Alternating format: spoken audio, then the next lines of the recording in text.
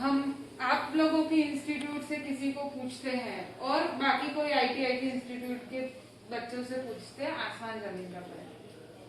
Second half में तक हमारे पास कोई भी बंदा नहीं आया था जो ये इंस्टीट्यूट का पास आउट था। After second half there are 4 to 5 guys who are from this institute. One was rejected just because his cousin brother is working in LML. Just because that. नहीं तो उसने जो सर्किट बनाई थी वैसी circuit हमने आज तक मतलब इंटरव्यू में जब हम लोगों को बनाने बोलते उसमें हमने नहीं देखा था। सो इंस्टीट्यूट की क्वालिटी वाइज नो डाउट। जब मैंने लोगों से पूछा भी कि क्या आपका क्राइटेरिया रहता है, 80% अटेंडेंस मैंडेटरी है, गवर्नमेंट कोटा में 70% अब चाहिए आने के लिए, तो वो सब चीजें जब पूछी तो पता चला कि नहीं ये लोग सीरियसली मतलब टीचिंग कर रहे हैं यहाँ पे। बाकी कई आईटीआई होते हैं जो सिर्फ सर्टिफिकेट्स भी दे देते हैं, मतलब वो तो हम जहाँ पे जो एरिया में पंचमहाल में राइज करते हैं हमें पता है कि बहुत सारे ऐसे लोग हैं। तो student quality wise we are very happy. मतलब जब हम कोई भी टेक्निकल में अच्छा बोलने लगा था ना तो हम घुमा के ये देख रहे थे कि कौन सी इंस्टीट्यूट का है ये बंदा। तो वेरी पॉजिटिव फीडबैक, मतलब रियली इवन आई एग्री। मतलब मैं और प्रकाश हम लोग भी, हमारे साथ भी सेम इंस्टेंस था। फर्स्ट हाफ में आपके यहाँ से कोई नहीं आया था, सेकेंड हाफ में जितने भी लोग आए सारे सिलेक्ट हुए। मैं अभी इनफैक्ट इनको भी मैं बाहर वही बता रही थी कि आपके यहाँ से जितने भी आए हैं सारे सिलेक्ट हुए हैं। एंड वो एक डिफरेंस जो है वो समझ में आ जाता है। कुछ ये ऐसे भी लोग थे जो आपके यहाँ से थे जिनको ऑलरेडी LNT का प्रायर एक्सपीरियंस वगैरह भी था, अप्रेंटिस मैंने वहाँ से कंप्लीट किया था। तो वो एक जो क्वालिटी का डिफरेंस होता है वो बंदा आके खड़ा होता है जिस कॉन्फिडेंस के साथ, उसमें ही वो पता चल जाता है कि हाँ he has some potential. So but quality was yours, it was pathetic. ये जो सिलेक्शन हुआ इसमें ऐसा कोई बंदा है कि जो पास आउट में LM में ज्वाइन करा और वापस नहीं, अभी तक हम रिहायर नहीं करते क्योंकि हम किसी को तब भी निकालते हैं जब एकदम एक्सट्रीम उसको मतलब निकालने की जरूरत पड़े तब, क्योंकि हमारे पास हमेशा वैकेंसी 100-200 की रहती है हमारी कंपनी में। तो हम किसी को भी ऐसे बिना रीजन के हम उनको बाय बाय नहीं बोलते। तो बेसिकली जिनको निकाले हम रिहायर करने के लिए 2 बार सोचेंगे एक्चुअली। मैंने और फिल्म में 2 बंदे यही थे जो आपके इंस्टीट्यूट के थे। तो उसमें मैंने मतलब इतने सारे हम लोगों ने इंटरव्यू लिए, इसमें तो 2 जैसे अनघा और विजय ने बोला कि technically they are very clear about the description of whatever question we have asked to them, but मैंने उनको ड्राइंग ड्रॉ करने के लिए बोला। बेसिकली क्या होता है आईटीआई में सब प्रैक्टिकल में ध्यान देते हैं, आपके यहाँ पे आप लोगों ने ड्राइंग पे भी ध्यान दिलवाया है। सो मैंने उनको जॉब का ड्राइंग डिस्क्रिप्शन के डायमेंशन के साथ ड्रॉ करने के लिए बोला। वो पेज में भी उसने इतने अच्छे तरीके से ड्रॉ करके दिया। तो ये एक अच्छा चीज़ है कि थियरी और प्रैक्टिकल दोनों आप अच्छे से सिखा रहे हो, तो ये एक पॉजिटिव चीज़ है। स्टूडेंट्स के लिए तो वेरी वेल डिसिप्लिन जो भी था आपको पूरा फीडबैक मिल गया है।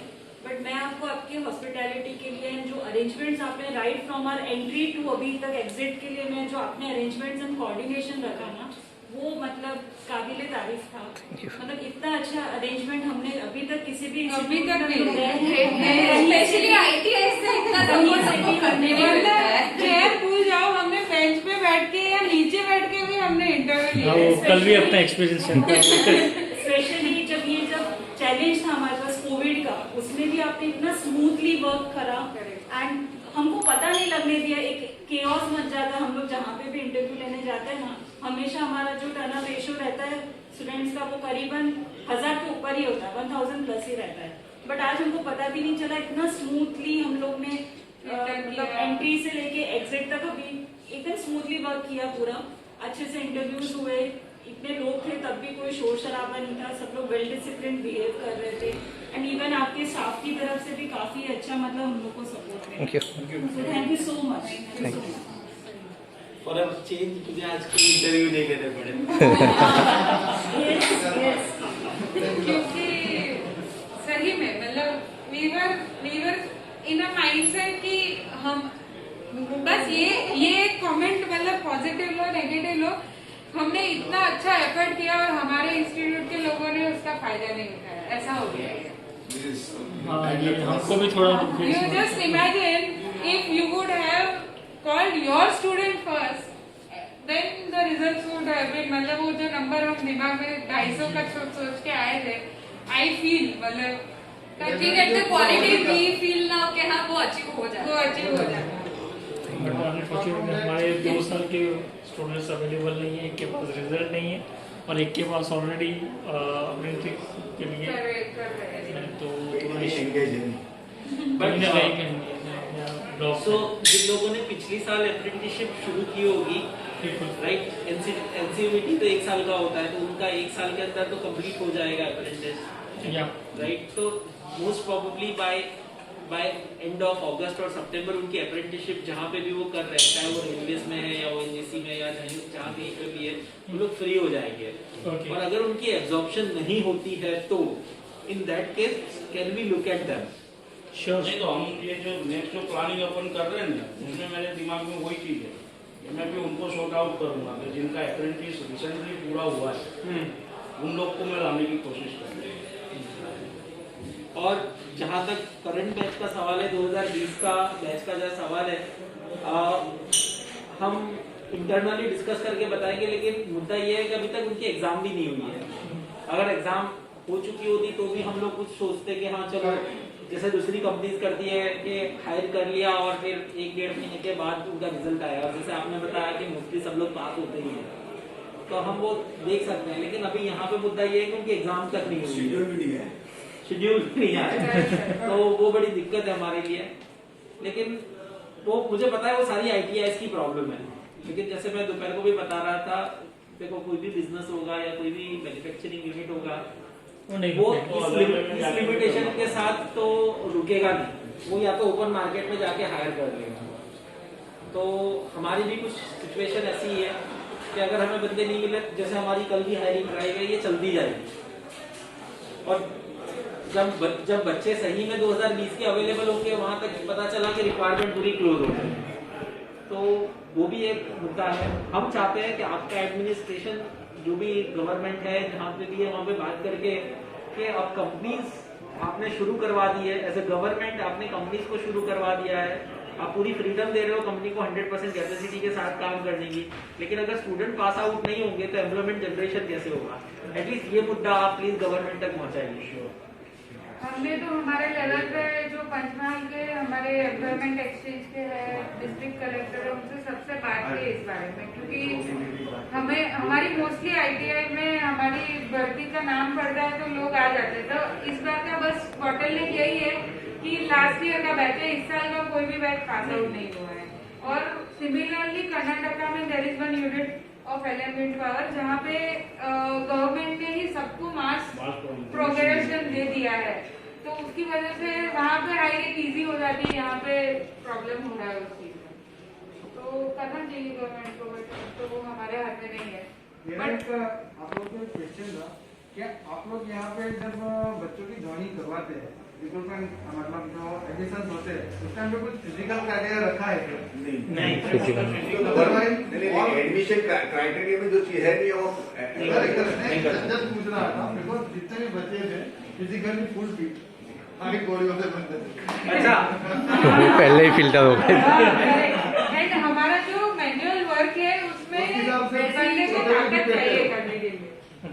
तो that is- एक और चीज देखी कि मतलब स्पेशली जो हम लोग के पास पोस्ट लंच जितने भी कैंडिडेट्स आपके इंस्टीट्यूट से आए ना, पहले मुझे लग रहा था कि मोस्ट ऑफ लोग बड़ौदा के होंगे, बट मैंने ये देखा कि कुछ लोग हालोल और कालोल से भी थे जो आपके यहाँ पे पढ़ने आ रहे थे। तो वो एक हमारे लिए एडेड एडवांटेज है कि मतलब थोड़ा कंपनी के पास में है, और वो जब यहाँ पे पढ़ने के लिए इतनी दूर आ सकते हैं तो फिर नौकरी करने के लिए तो बेशक आ ही सकते हैं। तो काफी अच्छे से हमारे इंस्टीट्यूट में पूरे गुजरात से बच्चे आते हैं, अदर देन गुजरात से भी, जैसे बिहार है, महाराष्ट्र, वहाँ से भी बच्चे पढ़ने आते हैं। प्राइवेट ट्रेड से उसमें तो हमारे बच्चे प्रोबेबली ज्यादातर बच्चे अदर देन गुजरात होते हैं, आउटसाइड। हमारा जो आर्गन वेल्डिंग, मिग वेल्डिंग और जो पाइप फिटर का जो कोर्स है, नॉन फॉर्मल कोर्स हमारा खुद का कोर्स है, उसमें ज़्यादातर बिहार, यूपी और पंजाब, हरियाणा से ज़्यादा आते हैं। अच्छा। और वो लोग तैयारी करके ऐसा आता है कि वो यहाँ लोग पे तैयारी पढ़ेंगे, से आते हैं। इंटरव्यू देंगे और चले जाएंगे। हमारे यहाँ पे ट्रेड टेस्ट सेंटर है, एब्रॉड के इंटरव्यू हमारे वहाँ अक्सर चलते हैं, महीने में 4-5 इंटरव्यू यहाँ होते ही हैं। तो वो लोग मेंटली प्रिपेयर होके ही आते हैं। नहीं, वो हम लोग यहाँ एक 6 महीने का बहुत ट्रेनिंग बड़ा करेंगे, point है। यहाँ पे इंटरव्यू देंगे और यहीं से निकल जाएंगे। करेक्ट, एक बहुत बड़ा पॉइंट है आपका। और एक चीज मैंने देखा, ये जो बिल्डिंग है वो एक डिफरेंट यूनिक है दूसरे बिल्डिंग के कंपेयर में। इंफ्रास्ट्रक्चर यहाँ काफी का अच्छा जो है। क्लीनलीनेस है बाकी आईटीओ के कंपेयर में लिटरली बेटर है। क्लीनलीनेस देखने को मिल रही है। हमारा जो मैनेजमेंट है उनका थिंकिंग ऐसा था कि हमारे पास जो कैंडिडेट पढ़ने आ रहे हैं वो पुअर लोकेलिटी में से आते हैं, बराबर, तो उनको एक कहता है एटमोस्फेयर मिलना चाहिए कि हम किसी अच्छी जगह पे पढ़ रहे हैं, करेक्ट, क्योंकि वो जनरली या तो सरकारी स्कूल में पढ़ेगा या सरकारी आईटीआई में कहीं जाएगा। करेक्ट। तो उसको एक एटमोस्फेयर ऐसा मिलना चाहिए कि मैं एक हाई क्लास टाइप की इंस्टीट्यूट में पढ़ रहा हूँ, तो उसका जो लेवल है वो थोड़ा अप करने की वो कोशिश करेगा कि मुझे भी कुछ वो करना है। एज अ मल्टीनेशनल कंपनी जो हमारा एक्सपेक्टेशन था ना कि हमारे कैंडिडेट ऐसे होने चाहिए, मतलब जब जिसने फॉर एग्जांपल एलएनटी में अप्रेंटिसशिप की तो मैंने ऐसे ही पूछा क्या सैलरी थी तेरी, तो उसको मतलब तू पैसा तक याद था कि कितना पैसा उसका कहाँ कटा एंड कहाँ उसने मतलब 68 rupees, he was counting that 68 rupees, जो आज मुझे ऐसा लगता है एज एचआर बहुत बार ऐसा होता है जब हम सैलरी पे करते हैं हमारे एम्प्लॉयज को, दे डोंट नो कितना पीएफ जाता है, कितना ईएसआईसी जाता है, कितना क्या करता है, मतलब जस्ट वो उस वे में मैंने उससे पूछा and he had that single penny का उसके पास अकाउंट था वो कि उसकी सैलरी में से कितने रुपए कटे। सो वेरी इम्प्रेस्ड रियली, मतलब इतनी सारी आईटीआई में हम गए पिछले 2 साल में ऑलमोस्ट। करेक्ट, एंड जैसे बोला ना वो मैनर्स, वो सॉफ्ट स्किल्स, वो सारे आपके यहाँ पे वो दिख के आ रहे थे, मतलब एंटर होने से पहले दे वर आस्किंग। एंड दूसरा हम चीज देखते हैं कि इकोनॉमिकल बैकग्राउंड उसका कैसा है, बिकॉज वी ऑल्सो प्रेफर कि जो सही में जिसको जॉब की जरूरत है ऐसा बंदा हमारी कंपनी के साथ जुड़ेगा तो उसका भी अच्छा होगा, उसकी फैमिली का भी अच्छा होगा। तो वो genuinity of the candidates were also there कि जिसको सही में अगर एक एब्सेंट मारेगा और उसका 1 दिन का पैसा कटेगा तो he will feel that pain if tomorrow he will come. ऐसा मैडम उसमें ऐसा है कि जो आपने जो बोला कि हम परमिशन लेते हैं तो हम 2 चीज़ एक्स्ट्रा सिखाते हैं। एक तो हो गया बेसिक कंप्यूटर ट्रेनिंग जो हर किसी को हम सिखाते हैं, ठीक है, वो चाहे उसमें आता हो या ना आता हो, हम उसको सिखाते हैं। सेकेंड सॉफ्ट स्किल है, थोड़ा बहुत इंग्लिश, जो वो अगर बाहर की जगह तो एटलीस्ट वो बोल नहीं पाए बट समझ पाए कि ये सामने वाला क्या बोलना चाहता है, और थोड़ा बहुत मैनर्स एंड कैसे खड़े रहना है, कैसे बात करना है, वो डिफरेंस वो दिख हाँ, ही आ रहा है। वो हम लोग में जो सिखाते लोग आ हैं। रहे थे, ये गवर्नमेंट की तरफ से नहीं, ना कोई सिलेबस में, बट हमारा मैनेजमेंट उनके लेवल पे ट्राई करता है कि बच्चे अगर यहाँ से निकलते हैं तो वो डिफरेंट होने चाहिए। तो प्रॉपर प्रोनाउंसिएशन के साथ they were able to read वो बात, मतलब उस हिसाब से वो कर रहे थे। जो सॉफ्ट स्किल का है वो पूरा नैयर साहब को जाता है, बट अगर वो एचआर से है तो वो HR से नहीं है। How to face interview, how to face panel के सामने किस तरह बैठना, किस तरह बिहेव करना। बंदा एंटर करता है ना तभी से जजमेंट स्टार्ट हो जाता है। अगर उसने पूछा कि मैं आई कमिंग, मीनिंग कि ही इज वेल मैनर्स। जो बंदा आता है सीधा एकदम ऐसे टेंशन में बैठ जाएगा तो पता है कि वो ऑलरेडी बहुत डरा हुआ है। मतलब कुछ लोग ऐसे थे जिनको हमें बोलना पड़ रहा था कि मतलब अगर हम देख रहे हैं रेज्यूम और ध्यान नहीं दिया तो वो बंदा खड़ा था तब तक, सो वी वर लाइक अरे no problem you can sit, ऐसा हमें बोलना पड़ रहा था, व्हिच इज वेरी रेयर अगर हम किसी और आईटीआई में जा रहे हैं तो। आई थिंक समथिंग और में ये मेजर पार्ट्स मेरा एक फीडबैक था, बहुत पॉजिटिव था आपके लिए। जो हमने यहाँ पे देखा, सर से बात हुई थी हमारी लंच के टाइम पे, जो रूट्स की जो क्वालिटी होती है ना बंदे की, जैसे आईटीआई कर रहे हैं, डिप्लोमा कोई भी कर रहे हैं, तो हमको यहाँ पे दिखने मिली जो बेसिक बंदे का क्लियर होता है। तो इब्राहिम से हमको दिखने लगा जो बंदे को हम डिटेल में पूछते हैं कोई भी चीज को तो they can easily explain everything. और कोई भी फील्ड बंदा काम करता है तो उसका वही पढ़ को उसका जो रूट्स क्लियर हो जाए कि मैं क्या कर रहा हूँ, किसके लिए कर रहा हूँ। अगर उसका वो पार्ट क्लियर रहेगा ना तो आगे कितना भी पढ़ेगा ना वो बंदा अपने आप ग्रो कर पाएगा।